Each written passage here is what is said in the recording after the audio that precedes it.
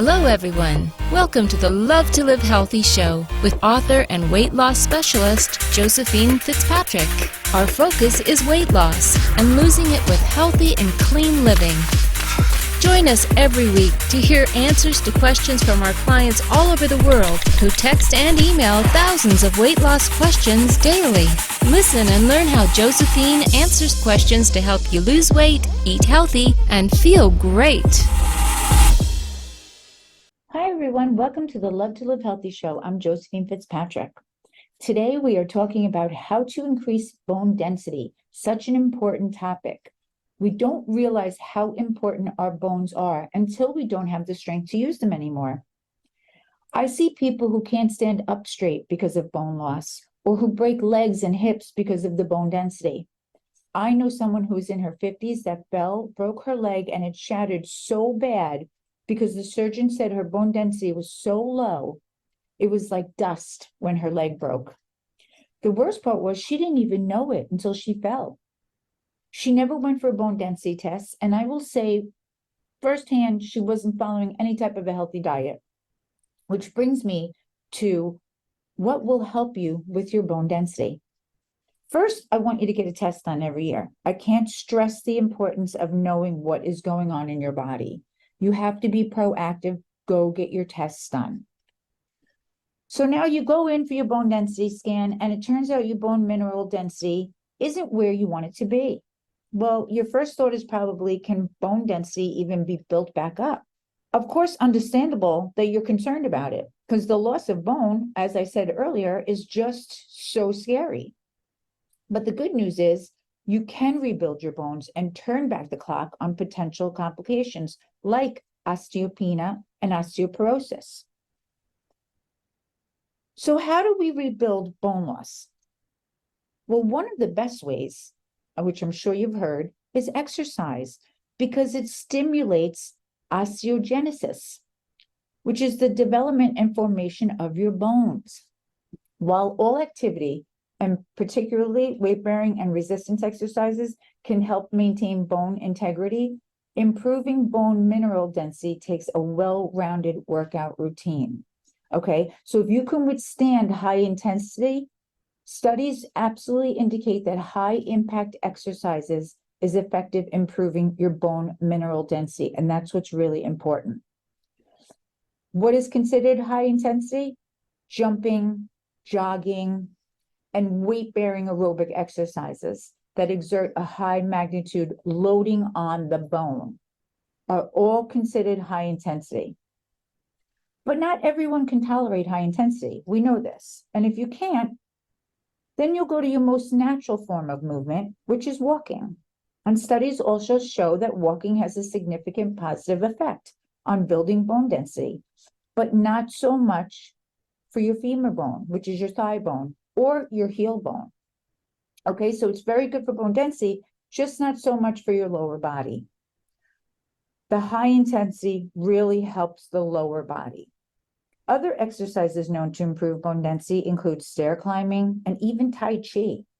Strengthening and resistance training, such as lifting weights and other forms like swimming, will also do the trick. At the end of the day, moving in any way will benefit you. Remember, your level of exertion is unique to you, and that's what you must go by. Another thing that can help you improve bone density is food choices, such as Parmesan cheese. Did you know that Parmesan is classified in Europe as a functional food, meaning it's a food that has medicine benefits? Its high amount of bioavailable calcium is specifically highlighted as beneficial for counteracting osteoporosis and supporting good bone health. Another great choice is prunes. We talk about calcium when it comes to bone health, but vitamin K is also very important. Studies show that eating prunes can benefit a person's bone health because of the high levels of vitamin K in prunes. Evidence suggests that vitamin K plays an important role in bone health, and the low intake of vitamin K can actually increase the risk of lower bone density and fractures. Other great food choices are eggs, fish, chicken, low-fat cottage cheese, and lentils. But we also know sometimes diet doesn't always cut it. If you already have low bone density, taking a daily calcium supplement is one of the best ways you can turn your bone health around. But here's the deal. Not all calcium supplements are created equal. There are some crucial differences between standard calcium pills and well-formulated supplements. There are several nutrients that promote bone health and assist in calcium absorption. And that's the most important. It's not just taking the calcium, what's going to help you absorb the calcium. And these nutrients include vitamin D, vitamin K2, vitamin C, and magnesium. Another vice to keep an eye on is alcohol consumption. Research shows that alcohol can interfere with calcium absorption. So if you're taking an adequate calcium, and even if you're taking in the essential helpers, it's not going to help if you're excessively drinking. So watch your alcohol consumption. And of course, there's endless reasons why a good night's sleep should be a priority for anyone looking to maintain or improve health. And bone mineral density is definitely one of them. Research shows that short sleep duration is associated with lower bone density and higher risk of osteoporosis. It's mainly thought that sleep is when the bone heals and remodels itself, so lack of sleep can disrupt that process. So my final thought to you is you always want to be proactive. So get your test, and even if you do get a bone density test that you're not happy with, you have so many opportunities and ways to improve and strengthen your bones. So either do it because you don't need it and you don't want to need it. That's being proactive. And if you do get a test back that's not great, do it so you can improve and strengthen your bones. Never give up, because taking care of yourself is something you want to do for as long as your body, mind, and soul allows you to. Okay, that's all I have for now. I hope this helps. I'm wishing everyone a happy, healthy week full of love. Hugs from me to all of you.